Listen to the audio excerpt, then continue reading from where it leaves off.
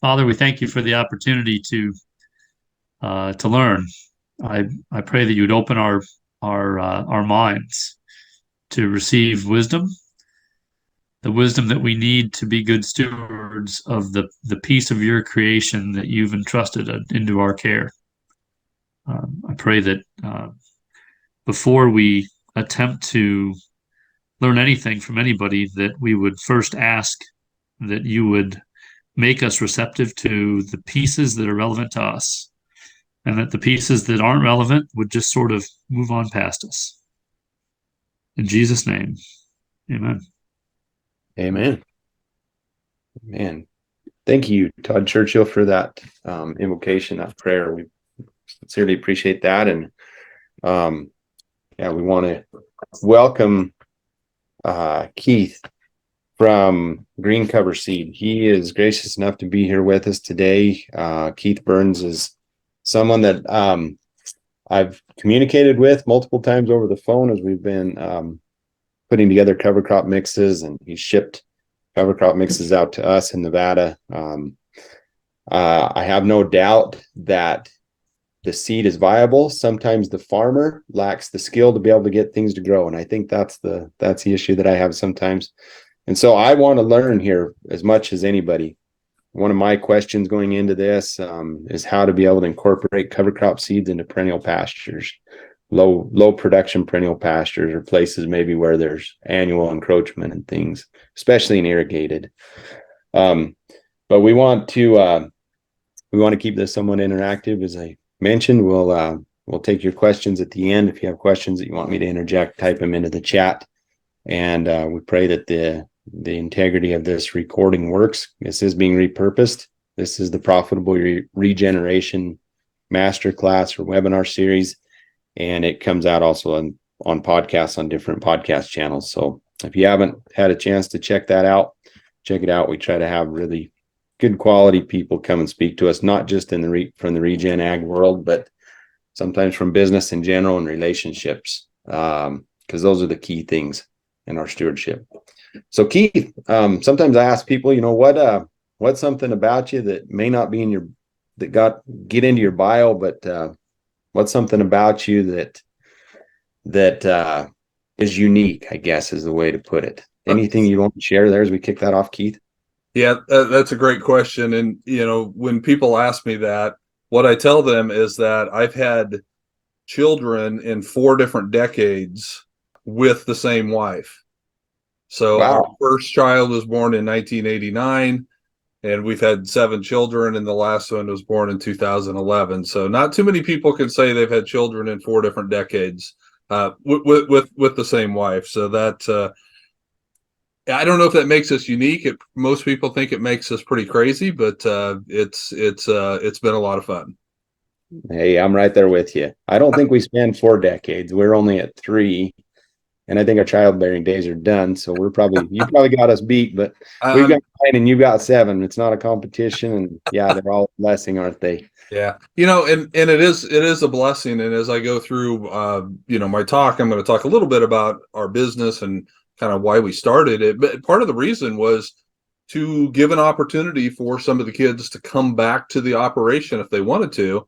And we felt like developing this business venture was less risky, actually, than, trying to find another 2, 3, 4, 5,000 acres to farm and expand the farming operation. So I'll get into that a little bit here. But it really is a family operation. We've got a lot of both my kids and my brother's kids are involved in it.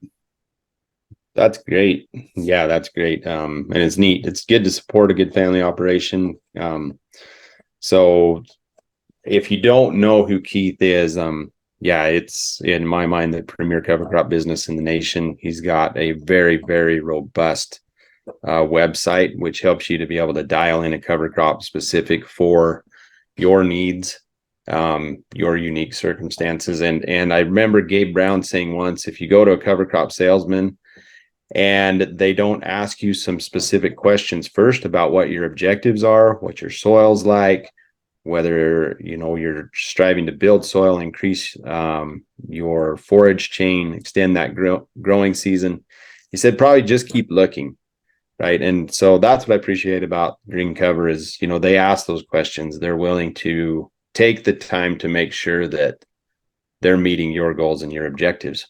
So with that, Keith, jump right in. And again, on if you're listening to the recording, the slides will be on the YouTube channel, the Profitable Steward, the Profitable Ag Steward, I think it is on YouTube. So if you search for that, you'll be able to see the slides and get the whole picture. But we'll jump right in. Okay. Yeah. Thanks, Jared. It's a pleasure to be here this evening with folks, and whatever time, if you're watching this recording, it's a pleasure to be with you as well. I'd like to start with this slide.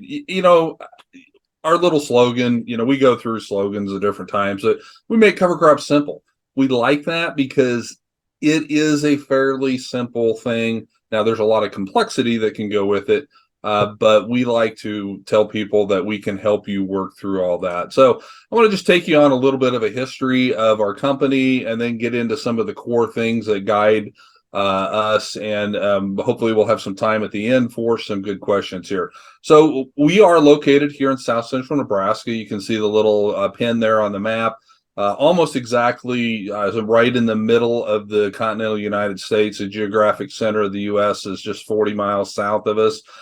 We have a farm there, Providence Farms. We farm a couple thousand acres here in Nebraska.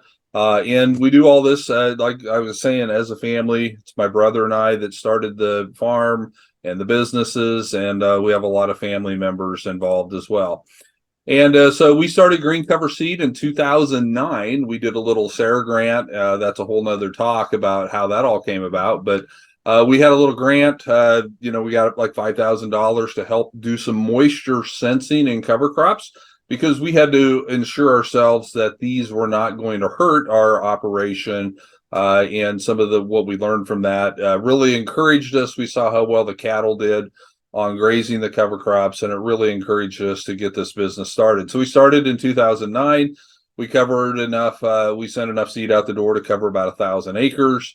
2010, we did our first mixing. 2011 was the first buildings, and this picture that you see here, in 2011, that was all farm ground, and then we started building, and it feels like we've been building and pouring concrete and putting up buildings, grain bins ever since. 2017, we were up to about 6,000 customers, and I skipped a lot of history there. But kind of fast forward to last year, this year, well over 30,000 customers, shipping out 35 million pounds of seed a year, covering over 1 million acres, and we've really expanded into the food plot industry as well, which again is interesting because we are able to take that same regenerative message to these food plotters and have a whole new customer base that we can, if you will, preach the regenerative message to. So we started with family members. We added others in as we grew, and we've got about 55 full-time employees now. And for any of you that have employees, you know that can be one of the more challenging parts of the business. And so we really had to work hard to establish shared values to drive the culture of our company. And that was so important. And I would really encourage you, and I don't care if it's just you and your family, or maybe you've got a hired man or two, or maybe you've got, 100 different people. You must have shared values. You have to really be purposeful and intentional about driving the culture. Because as we like to say, when you do not have character in the culture, then you will have characters driving your culture, and you just can't afford to have that. So part of what drives us, or what largely drives us, is our core values. And at Green Cover, our core values are these 5 things. We strive to do the right thing. We strive to treat people right. We really emphasize that family matters. We emphasize teamwork, and we always want to be growing, whether that's a plant in the soil, always growing to build the soil, or each one of our people, both our employees as well as our customers, we always want to see them growing as well. And that could be spiritually, it could be growing in the knowledge of their profession, but it's important for us to always be growing. So our mission at Green Cover is to help people regenerate, steward, and share God's creation for future generations. And we do this through education, demonstration, and diverse cover crop seed mixes. As Jared was talking about, we've worked with him on mixes. We work with people in all 50 states, in most of Canada. And we really like to preach the message of diversity. And I'll get into that as we jump into the talk. But that's our mission. That's what gets us out of bed every morning. That's what drives us. That's what we hire around. That's what we encourage people to move on if they're not on board with our values and with our mission. They're just not going to be a good fit for what we're trying to do. And so we encourage them to seek other opportunities. And so we do all this because we're trying to solve this problem. So I'm going to kind of jump into, that was kind of just a real quick history and philosophy around who Green Cover is. But this is what we're really trying to do. We're trying to solve this problem, whether it be, Hugh Hammond Bennett standing there in that eroded field and with that dejected look on his face, with that soil erosion, or the bottom picture showing how the average topsoil in Iowa has went from 14 inches in 1850 to 5.5 inches in the year 2000. They've lost 2/3 of their topsoil in Iowa. Or the picture in the upper left, even the soil that we have left is not nearly as good as it used to be. The soil on the left and the soil on the right are right across the fence line from each other, but one has been farmed regeneratively, the one that's nice and dark and black, and the other has been farmed conventionally, and the difference is in how much carbon is in that soil. So we've lost much of our topsoil, and what's left, we've lost so much of the organic matter. We have to rebuild that. We have to do better. We have to solve this problem. And so as we do this, we like to apply what I call the 6 fundamental truths of biograce. Now, if you've never heard of this term, don't worry about it, because it's a term that I've largely made up. Although the concepts aren't made up, but the term is. And I like to call this biograce, bio, of course, meaning biology, and then grace being, grace from God. And I like to think of it in this term, true grace. If you think about true grace, it's free because you can't buy grace. It's undeserved. You can't earn grace. And it's unlimited. You don't run out. And the grace that I get doesn't take away from the share that Jared can get. It's not something that we have to share. It's unlimited. And of course, the best example of true grace is God sending his son Jesus Christ, to die in our place and save us from our sins. That's free. You can't buy that. And we don't deserve it. We can't do anything to earn that. And it's unlimited. The grace that God gives me does not take away from the grace that's available to anybody else. So that's what true grace is. And I want to talk about these biological things in the context of grace, because these are things that have been given to us by God. They're free, they're undeserved, and they're unlimited.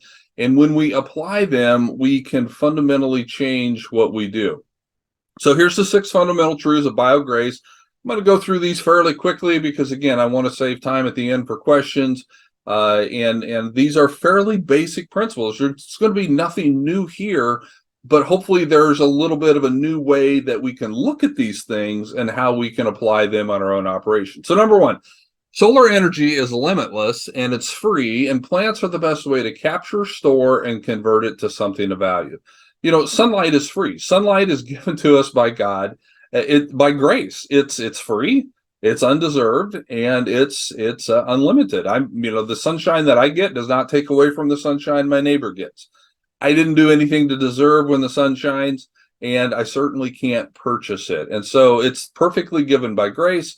And our whole agriculture system is basically listed right here. CO2 plus H2O with chlorophyll and the energy of that sun. We convert that into glucose, C6H12O6, plus oxygen. That's photosynthesis at its simplest, and it's what drives the whole system. And so as farmers, as ranchers, we're really not producing corn or soybeans or cattle. We're really just producing glucose at its simplest level by capturing the sun's energy, and then we convert that into other products that we can sell. We don't sell glucose. We're selling corn, or we're selling cattle or hay or whatever it is, but that's where it starts. That's where it starts, and it's all based on solar energy. And so if I'm growing corn and soybeans, and I use this because I've done this talk, in largely a row crop situation, for those of you that have a lot of perennials, this is going to be a little different, but in a row cropping situation, when I'm doing corn and beans, folks, I'm only capturing about 50% of the solar energy that comes. that means the other 50% of that free given by grace sunlight is wasted.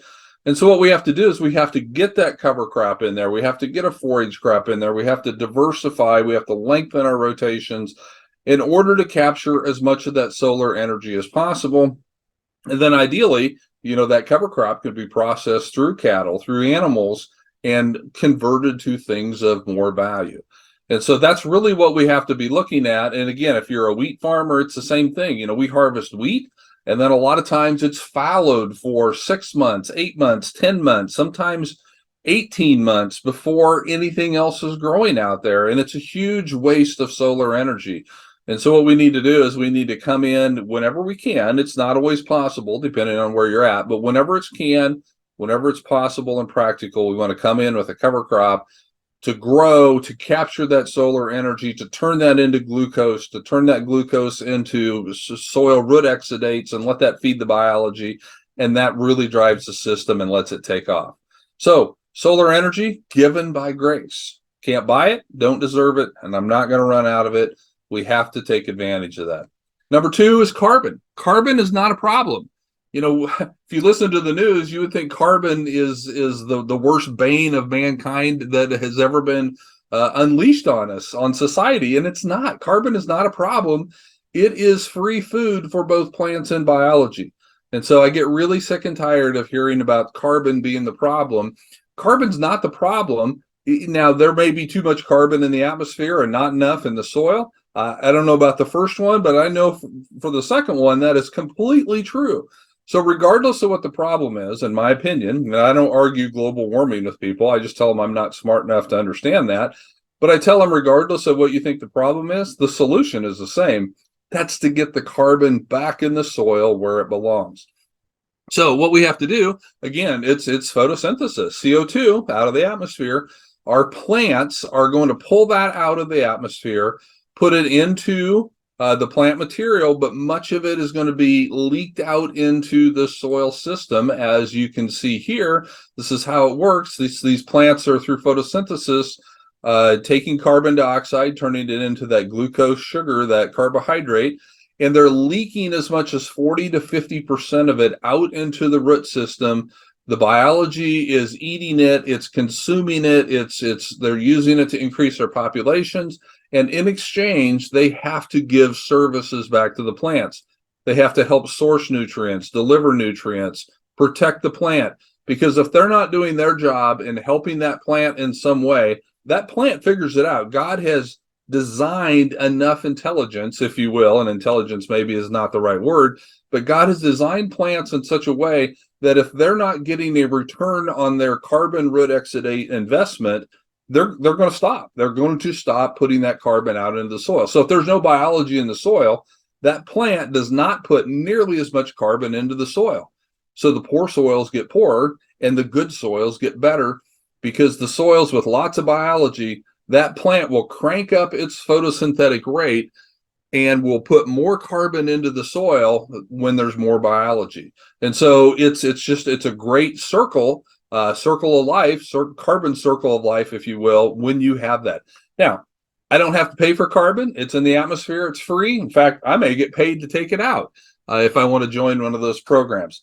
It is not deserved. I don't do anything to earn that carbon. It's there. God has put that as part of the carbon cycle for me to take, and it's unlimited. I'm not going to run out, because, again, carbon is a cycle, and it cycles through from the atmosphere to the plants, the soil to the biology. Again, it's a big, beautiful cycle. Here's a picture. Some of you know Jimmy Emmons, a farmer from Oklahoma. He took this picture. Love this picture. It's a very unique picture. This is a picture of a cereal rye cover crop root, and it's magnified. Now, he took this with his iPhone. He's got a little ProScope attachment that goes over the camera part of it. And this is a cereal rye root, and you can see the root hairs coming off laterally off the sides. But what I want you to notice, what's very unique about this picture, look at all those liquid droplets, all those little liquid droplets. That is the liquid carbon that's being produced through photosynthesis. It's being pumped out through the root system into the soil to feed the biology, to communicate with the biology, to support their populations. Now, the reason this picture is so unique is that if you were to pull that cereal rye root out of the ground, all those little root hairs fall off because they're very fragile. And if you were to very gently wash all of the soil off, you can preserve those root hairs.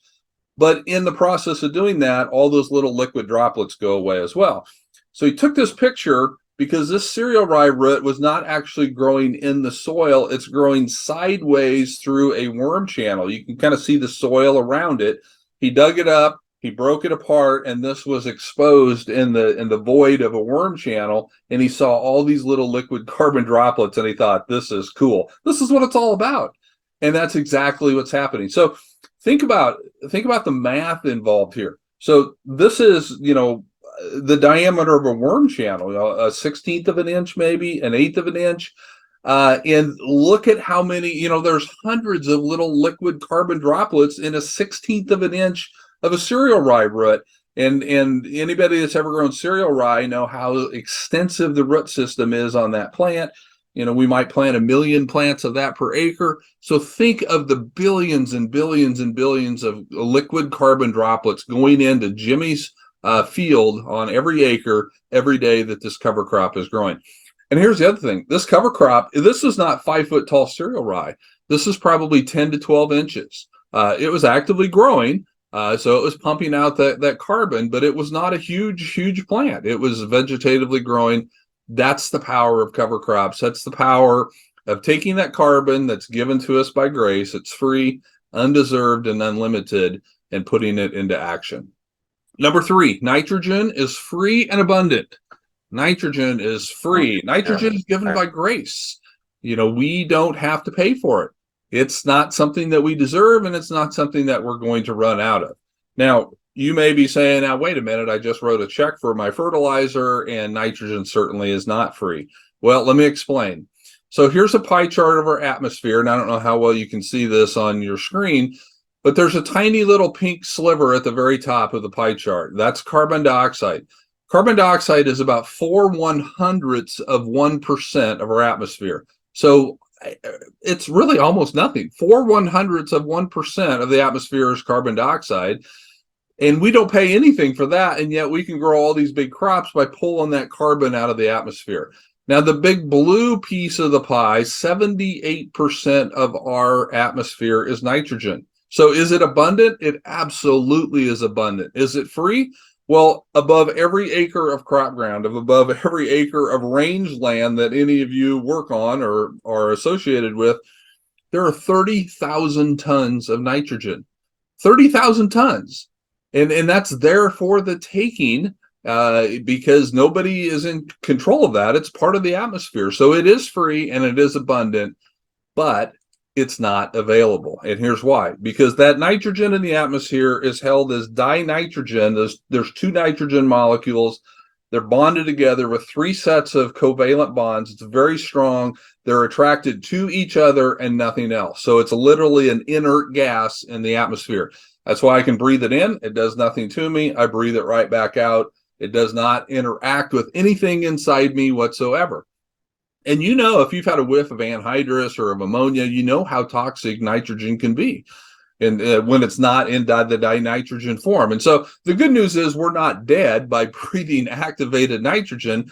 The bad news is we have all this nitrogen above every acre of crop ground and we can't get to it. And plants are the same way. Plants will bring that nitrogen into their system when they're taking in the atmosphere to strip off the carbon. They can do absolutely nothing with it. They have to breathe it or exhaust it right back out. So what we have to do is we have to break that dinitrogen bond, and that takes a lot of energy. It's very expensive, and we have to combine it with hydrogen and oxygen, and we can make it into forms of nitrogen that the plant can use. And that's where we get our nitrogen fertilizers, our commercial fertilizers. And the money that you're spending on that, you're not buying the nitrogen. You have 30,000 tons of nitrogen. You're buying the energy that it takes to put it into the form that the plant can use. And so, as humans, we figured out how to build these big factories. It was originally used to make bombs in World War I and World War II. And when the wars were over, they converted these into just making fertilizer. And so these fertilizer plants are essentially doing the same thing that they were doing when they were making bombs. But here's the cool thing. what takes man billions of dollars in these big fancy factories to do, God has given us the organisms to do the exact same thing, and they're free, and you don't have to do anything to deserve them. So, rhizobia bacteria, you're familiar with those. If you've grown any legumes, those are bacteria that can break that dinitrogen bond. They use the right chemicals and enzymes, and they can break that bond. They combine it with hydrogen and oxygen. They make it into a form of nitrogen that the plants can use. And in exchange, and that's really cool, rhizobia can break that nitrogen bond, but they can't eat nitrogen. They can't survive on nitrogen. Their food source is carbon. And so they're only going to do that if the plant is willing to give them the carbon that they need to live in exchange for the nitrogen that the plant needs to grow. So that's super cool, and that's great news for legumes. But what about the non-legume species? Well, as we're learning, as the scientists discover more, they get better microscopes, they're discovering new species every day, literally every day, of free living nitrogen fixers. So organisms in the soil that do the same thing rhizobia do, but maybe at a smaller scale, but they're making nitrogen available for non-legume plants. And so if you have a non-legume plant, have a grass crop, there are things out there like Zotobacter and Azospirillum, and there's the list is growing, that can break this atmospheric nitrogen down and make it available to the plants in exchange for the carbon root exudates that plant is putting out. So again, we could go into a lot more detail on that, but God has given us the ability to take the nitrogen that he puts in the atmosphere for free and use it for our plants. All right, number 4. So solar energy, carbon, nitrogen, all free, all undeserved, all unlimited. Number 4, our soils are rich in minerals and plant nutrients. Okay, you may send a soil test in, and they're going to look at it, they're going to read it, and they're going to say, oh, hey, Jared, you only have 4 parts per million of phosphorus. You need to go out and put on 30 pounds of phosphorus per acre. Well, what they're, and I'm not saying that's not true or not right. What they're measuring, though, is just the phosphorus that a plant could extract from the soil, which is not very much, because the phosphorus in the soil, you have a lot of phosphorus in your soil that plants simply can't get to. God did not create plants to pull nitrogen directly out of the atmosphere. He did not create plants to pull minerals directly out of the soil. It all goes through the biology. It's part of the created system. It's part of the way things were designed to work. And so in a system where you have very little biology, which would describe most of our farming systems, if we have done a lot of tillage, if we're putting on a lot of synthetic nutrients, if we have a very narrow rotation, if we're overgrazing, if we're doing a lot of these things, we don't have much biology in the soil. We aren't going to get these minerals and plant nutrients to cycle out. And so then our soil test says you have to add these things. So here's what it looks like. This is mycorrhiza, and I'll show you another picture of it here in just a second. But this is a little tiny piece of feldspar. This is from an article in Scientific America.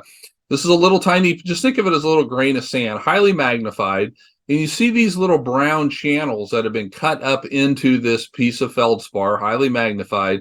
Those are literally mine shafts or mine tunnels, because the mycorrhiza hyphae has produced the right chemicals and cultivated the right bacteria that it can literally dissolve solid rock, solid mineral. It liquefies it. It brings that liquid mineral back to its host plant. And here's what that looks like. Here's the mycorrhiza right here.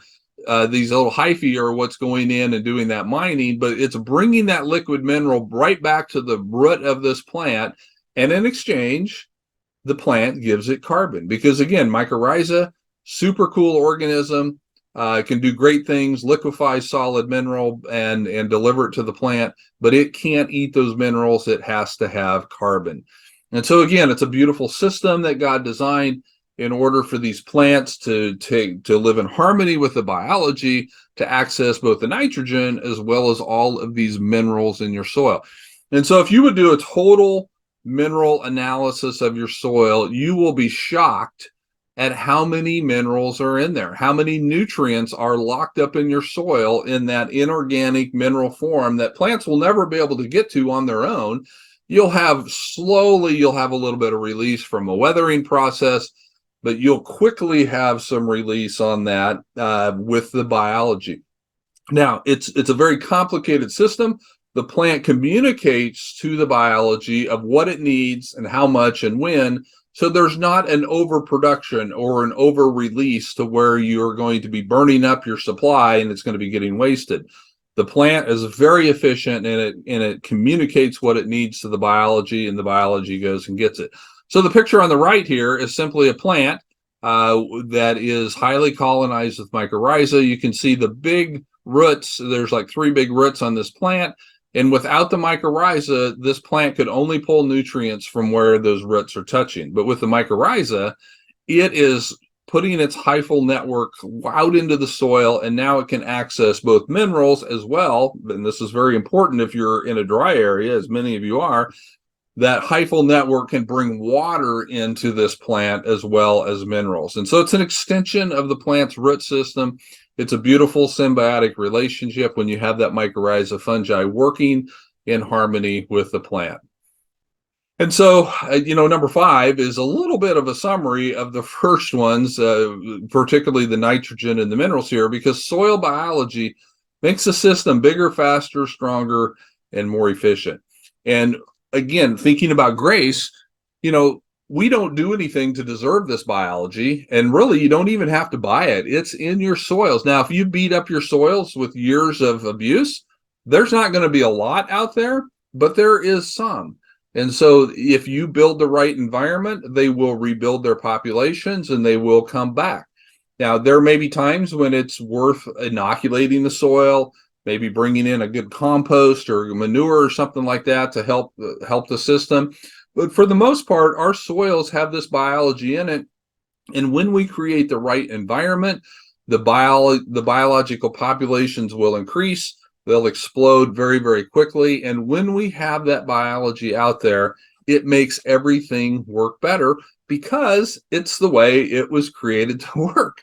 And so we're not going to get the free nitrogen. We're not going to get the minerals out of our soil. We're not going to have all this cycling and availability. And even there's again, I could do a whole presentation just on disease suppression from this biology. You're not going to get that if you don't have the biology, and you can't have the biology if you don't have the plants out there producing the carbon to feed the system.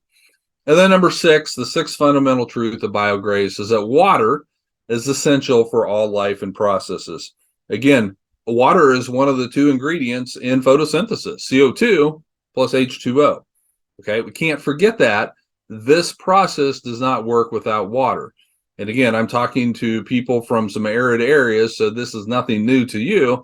Now, you may be saying, though, Keith, I don't think water is unlimited. Now, true, we don't deserve it. It rains on the just and the unjust, and you can't really buy the rainfall. You can buy irrigation water, but I'm talking about rainfall here. And I would agree with you. It's not necessarily unlimited, but here's what I want to propose to you. Oftentimes we don't take advantage of what the good Lord sends us, and we have complete control over what we do get. So this is this is actually one of our customers in Oklahoma.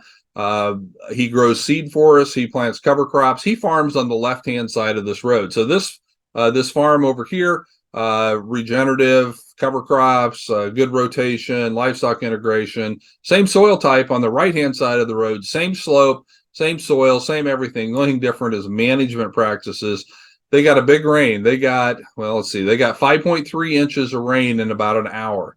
Okay. And then he took this picture and he sent it around, and we've all been sharing it because it's such a great illustration of the water cycle and how we can control the infiltration. So this guy over here, his infiltration rate, 6 inches an hour.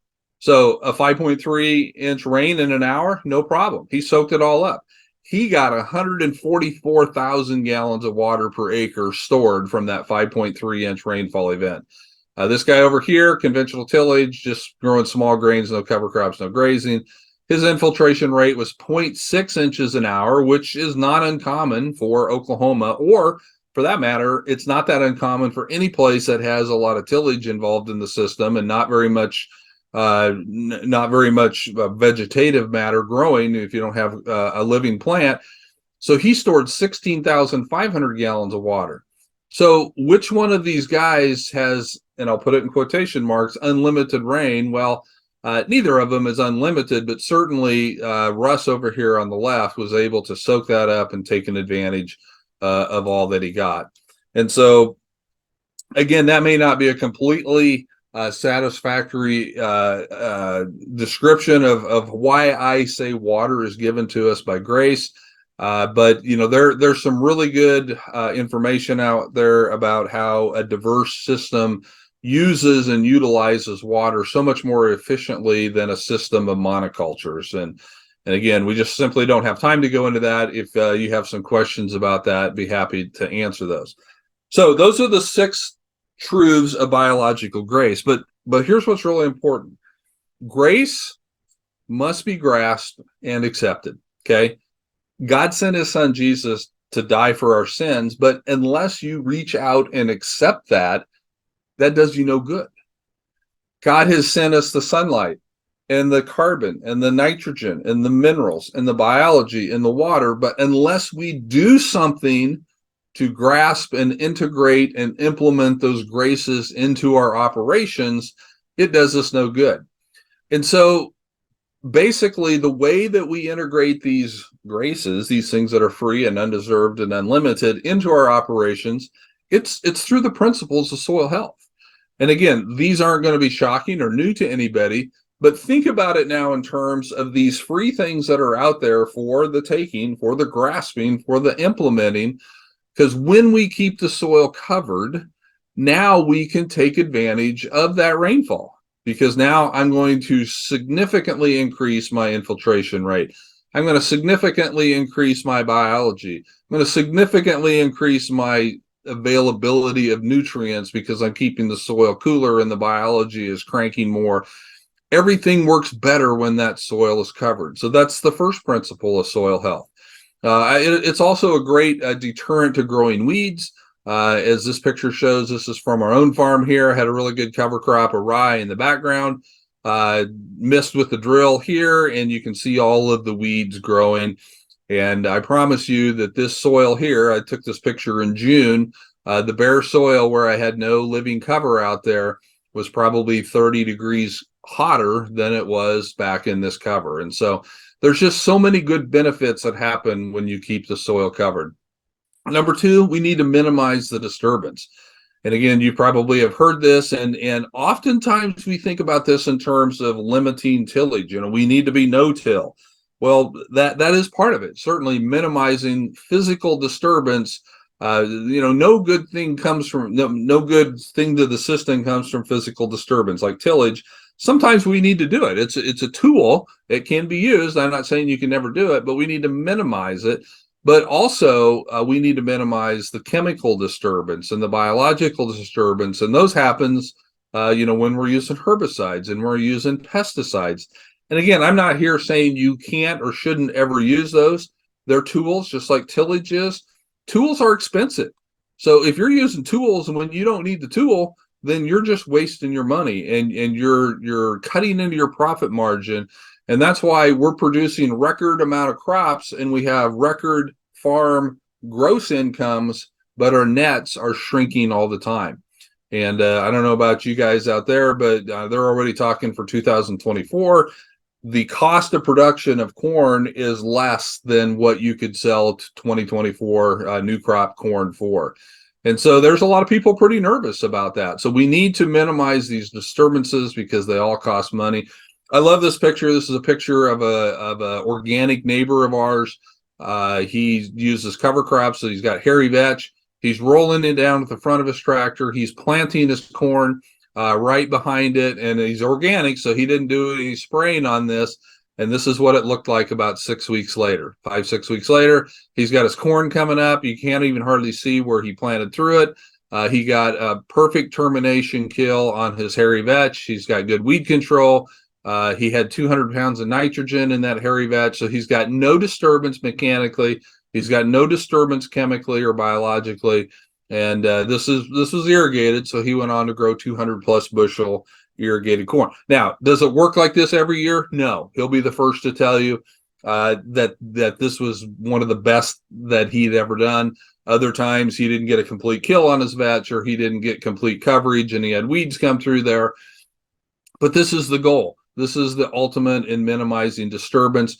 And it's going to be up to each individual producer how you're actually going to bring that to bear on your own soil. Number three, soil health principle number three, we need to maximize the amount of diversity that we have out there. Certainly, we want to maximize the biological diversity. Now, knowing all the valuable roles that biology plays, knowing that God created those biological organisms to do very specific and very important things within your soil system, whether it be, breaking that nitrogen bond or making those minerals available or protecting the plant from diseases. The more diversity biologically we can have, the better off we're going to be. And you're not going to get that biological diversity if you don't have plant diversity. Because if all you ever grow is corn, or all you ever grow is soybeans, or all you ever grow is alfalfa or wheatgrass, if that's the only thing that's out there, you'll have a lot of biology that really thrives on those roots, and you won't hardly have any biology that thrives on other things. And that's why when you look at the way God created these plant ecosystems, especially these perennial systems, it's not a monoculture. It's, in fact, it's not even just 12 or 14 things. You guys know, there's 30, 40, 50, up to over 100 different plant species in a really healthy native prairie type ecosystem. That's because that diversity is driving the diversity below the ground, and that's what really brings the resiliency to the system. So maximizing diversity is incredibly important. It's difficult to do in a cash cropping situation. It's easy to get the diversity, though, into these cover crops. And that's why we're such passionate advocates for diverse cover crop mixes. You're wasting such an incredible opportunity if you've got a window of time to plant a cover crop and all you want to do is sorghum sudan, or all you want to do is cereal rye. Now, there may be times and there may be reasons why that is the only thing you do. And like Jared said at the beginning, that's why we ask people what their goal is. So if your goal is just to absolutely produce the most tonnage of hay as possible and you don't care about anything else, well, then maybe sorghum sudan by itself is the right choice for you. But if you're also interested in building organic matter and increasing your biological diversity and doing some of these other things, then we want to start adding some other things in there that can help build that system as well. So maximize diversity whenever you can. Number four, have living roots as often as possible in the soil. And again, if you're in a perennial system, then you are going to have living roots as often as possible. If you're not in a perennial system, then you have to get much more creative in how that happens. It might be interseeding. This cover crop here between these corn rows is interseeded when that corn was at the 3-leaf stage. It could be, just getting something planted as soon as you get one crop harvested. Each person's going to have different ways of doing that, but you want to keep a living root out there as often as possible. Because again, that's what's feeding your biology. That's what's helping cover the soil. That's what's feeding the system. When you have a living root, you have a living plant, and that's what's capturing that solar energy. It just keeps the system alive more often. And I say as often as possible, because in some places you're going to be too cold for plants to grow all year long. Some places you're going to be too dry for plants to grow all year long. So it's as often as possible, as often as practical, and that's just going to vary from year to year. And then, of course, number 5, integrate properly managed livestock. I always make sure I say properly managed and not just livestock, because we have definitely seen people who have not managed the livestock properly. You will run your soil into the ground, whether it's on a perennial system where you're overgrazing, or you can do the same thing on an annual system when you're overgrazing. You will send your soil backwards if you remove too much. If you leave the animals out there too long, you can just certainly hurt yourself. But when done properly, and when rotated properly, and the stocking rates and the timing and the intensity, when all that is done right, you will increase your soil health much more quickly than you would have without the animals. And so, again, it all goes back to the manager. My friend Steve Groff, who's in Pennsylvania, another cover crop guy, I love what I heard him say early on about cover crops. He said, cover crops will make a good farmer better and a bad farmer worse. And it's because you have to manage them properly. And it's, I could say the same thing with cattle. High stocking rates of cattle will make a good rancher better and a bad rancher worse, because it's all about how do you integrate the management along with that practice as you're putting it in there. So the problem that we're trying to solve here at Green Cover, that soil erosion problem, our soil carbon problem, our soil organic matter problem, we can solve that. We have seen people, we've done it on our own ground, we're helping others do it. We've seen it all across the country, all across the world. People are solving this problem. They're stopping erosion. They're rebuilding their organic matter. They're actually putting so much carbon back into the soil, again, over a period of time, that the NRCS has happened to come out and reclassify their soils. That's happened with Dave Brandt. It's happened with Jimmy Emmons, because their soils are so much different now than their neighbors that the NRCS says these are no longer the same. Even though before they started the regenerative path, they were exactly the same. So we can build our soils. We can change our soils. A lot of it is involving these 6 things right there. We have to capture that sunlight. We have to capture that carbon. We have to take advantage of that free nitrogen that God has given us. We have to utilize the minerals that are in our soils. We have to get as much biology driving the system as possible. And we have to take advantage of every drop of rainfall that the Lord sends us, because that's our responsibility to capture it when it comes. We do that. We integrate that by these 5 soil health principles, as we just talked about as well. So I'm going to end there. Here is my email address. Happy to follow up with people later. Email is probably the best way to get a conversation started. We can always jump on a call or a meeting later on. Also wanted to highlight, we have these soil health resource guides. We put one of these out every year. We're currently on the 9th edition. We're right now working on our 10th edition, which will be out in January. These have always been free. The last few issues have been 84 pages. There are lots of good pictures. And the articles in here are written by people that you would recognize, the Ray Archulettas, the Gabe Browns, the Christine Joneses of the world. Our theory is if you can't be smart, at least be around smart people. So we know a lot of smart people, and we lean on them heavily to write articles for these resource guides. We give them all away for free. We'll print 30,000 of these, and we give them all away for free, because we feel that education is the best and maybe the only way to really move the needle on getting people to become more regenerative. Because if you don't understand how these principles work, you are not going to try to implement them into your practice, because it goes against so much of what you've been taught, so much of how you were brought up. So you can go on our website. You can download these all for free. You can also request a copy of the current one. We'll send those out. When the 10th one hits the shelves in January and February, if you come to one of the shows that we're at, you can pick up a free copy, or again, you can request that as well. So I think with that, Jared, I'm going to stop sharing and let's see what questions we have. Awesome. Yeah, huge virtual round of applause for Keith. You can tell this is not his first presentation. Like, he knows this stuff. And most importantly, he practices what he preaches. So think about your questions here. Feel free to unmute or type them into the chat. But again, for those that are listening, it's greencoverseed.com/guide to get that. I'm sure there's probably a link on that homepage to be able to find the guide. And then Keith at greencoverseed.com. So look him up and check out the Smart Mix Calculator.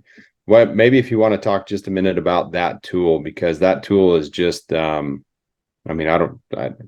anybody who knows anything about cover crops has probably used that tool, Sure. Even if they haven't bought the cover crops from you, because it is so incredible. Just give us a brief overview of what Yeah, so the Smart Mix Calculator, it's an online tool that helps you determine. It's not going to tell you what mix is best for you, but it's going to help you build it yourself. And that's why we call it the Smart Mix, because we feel like the smartest mix is the one that you intelligently put together yourself. And so you get on there, and it's free. It's always been free. You sign up for an account. When you put in your zip code, the program knows your annual rainfall. It knows your temperatures, your frost dates, your growing degree days. We've got all that built into the system. And so then the first thing that you have to do to build a mix is you have to identify what your goals are. And then based on the goals, based on where you live, based on when you're going to plant it, and based on what the next crop is, it's going to go through our database of over 100 different cover crops. And it's going to say, okay, Chris, for your situation, we think these are the best things that you could use for your mix. These would be pretty good. And these would be, probably kind of marginal. And then these wouldn't be recommended at all. So again, you're still going to have to build the mix because, as Dwayne Beck used to say, I didn't pick your wife out for you. I can't necessarily build your cover crop mix without some good input. But you can definitely go through.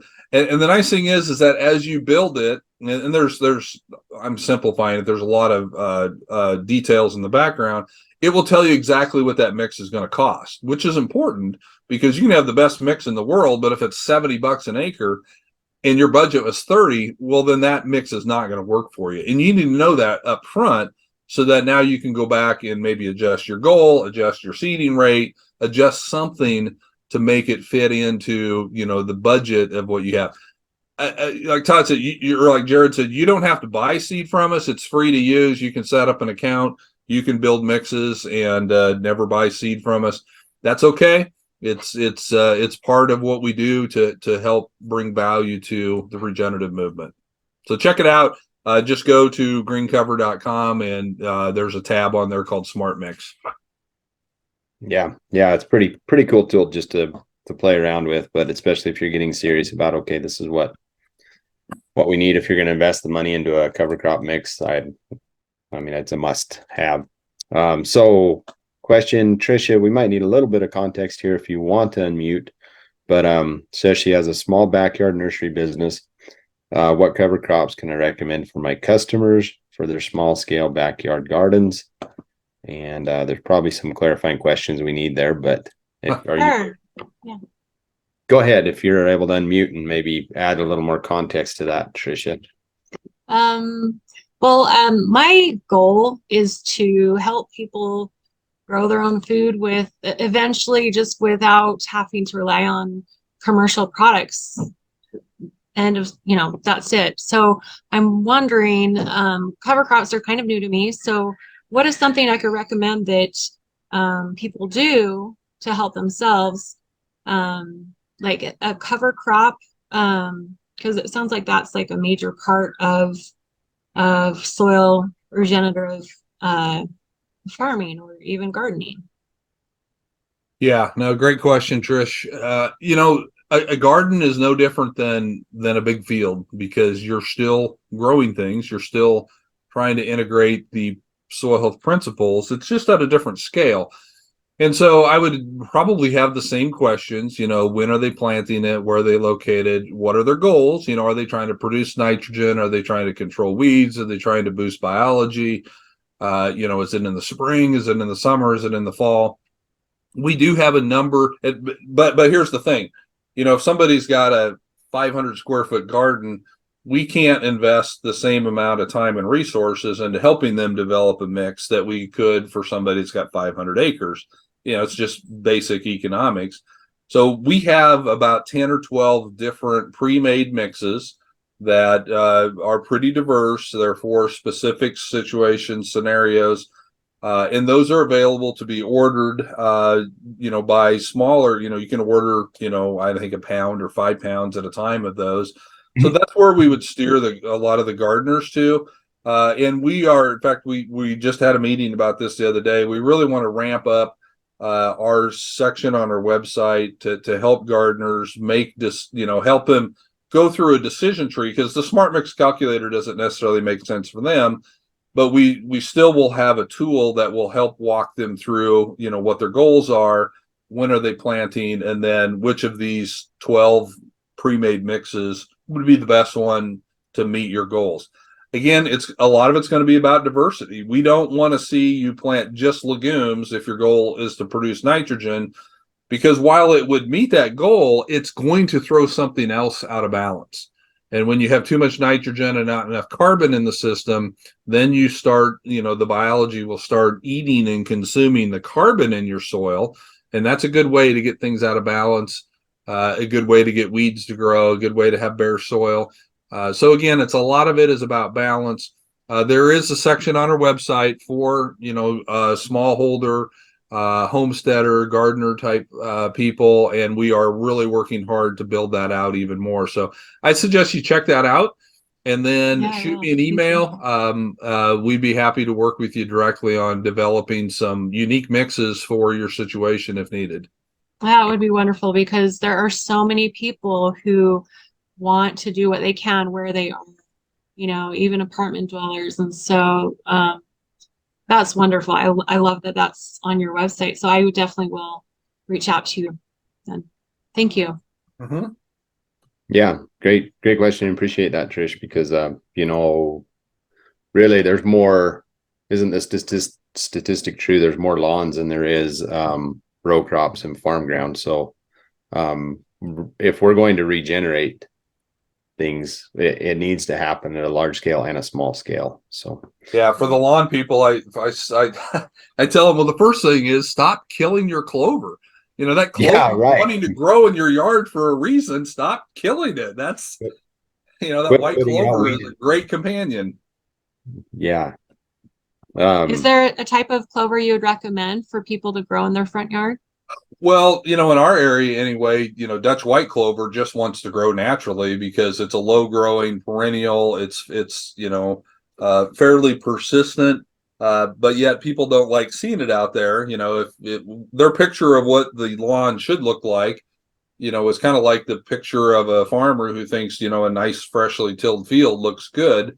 Well, that doesn't look good to me anymore, and neither does a lawn that is just fescue or just bluegrass.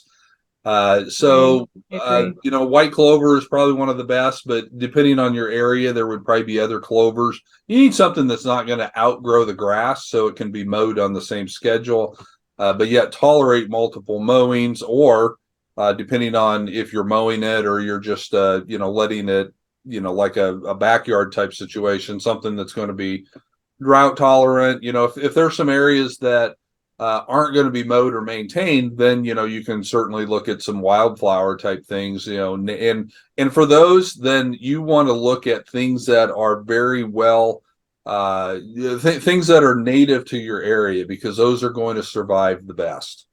Mm-hmm. Okay, wonderful. Thank you so much. Yeah, thank you, Tricia, for the question. Clark asks, what annual crops would be best for finishing all natural grass-fed beef for fall and summer planting? So, and again, Clark, probably need a little context there if you're able to unmute, like where are you from? Is it hot and dry? Is it wet? Do you get monsoon rains, or do you have irrigation? Well, everything has changed the last couple of years. Seems like we're used to get a lot of rain and monsoons, but actually, I still got fence laying over from flooding where it's never flooded before from 3 and 4 years ago. But the last couple of years, we're dry. And but typically, we get 30, 40 inches of rain. But we haven't seen it lately. But anyway, I live in southeast Kansas. Perfect. Okay, yeah. Very familiar with that area. In fact, we have a second location. How far are you from Iola? That's where I get my seed. Okay.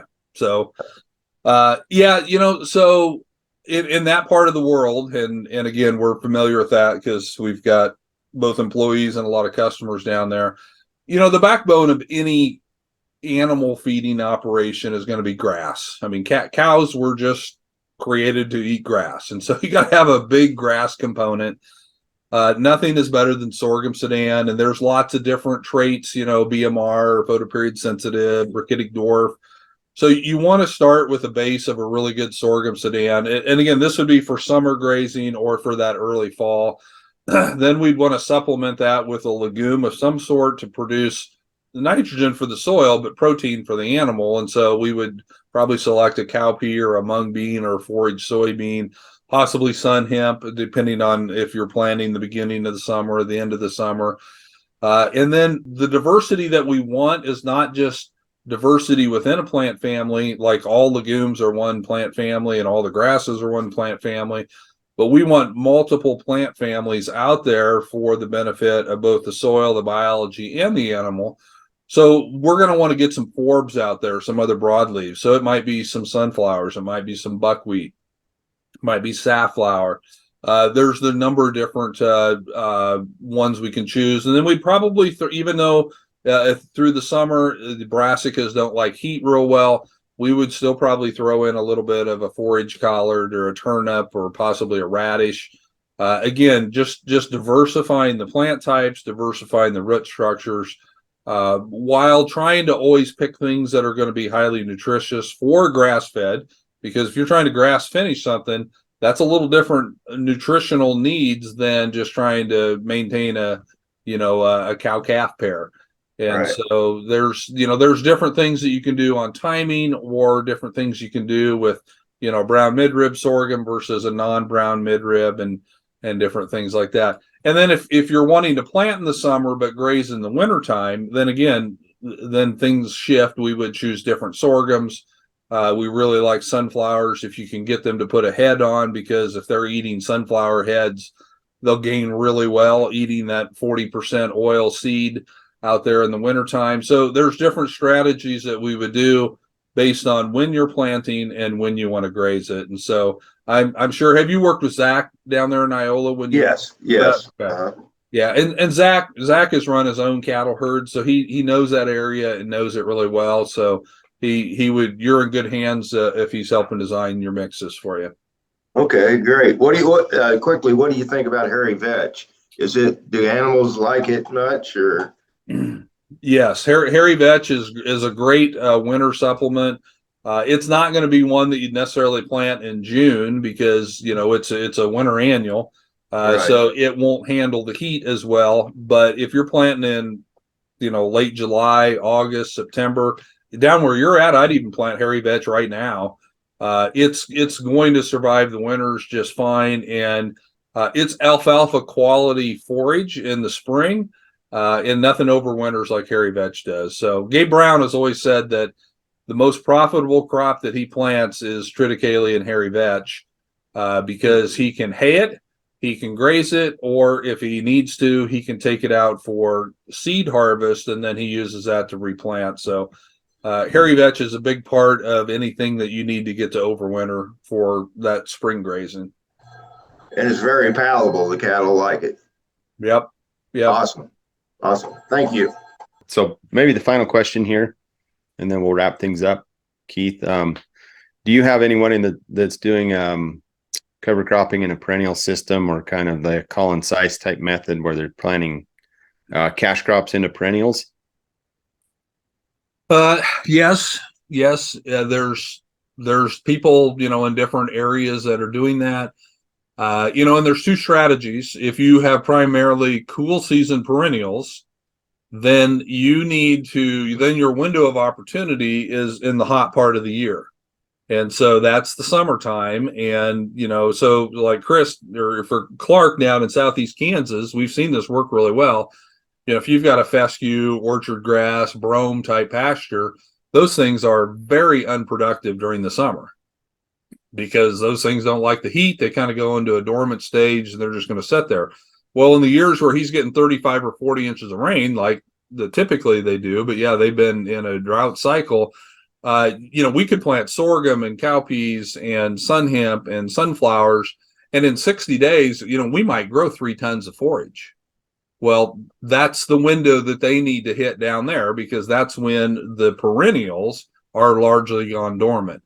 If you have predominantly warm season things, your blue stems and Indian grass and switchgrass and things like that, Well, then now your opportunity is on the cool season side of things. And so we see this a lot down south where they're growing a lot of Bermuda and Bahia type grass. All that stuff, is productive in the hot part of the year, goes dormant and does nothing through the winter. So then they can plant, ryegrass and winter peas and hairy vetch and, triticale and things like that, and grow a pretty good crop on the backside of where their perennial grows. So that's what you really have to do. You will not get an annual to do hardly anything if it's competing with an actively growing perennial. That just is not going to work.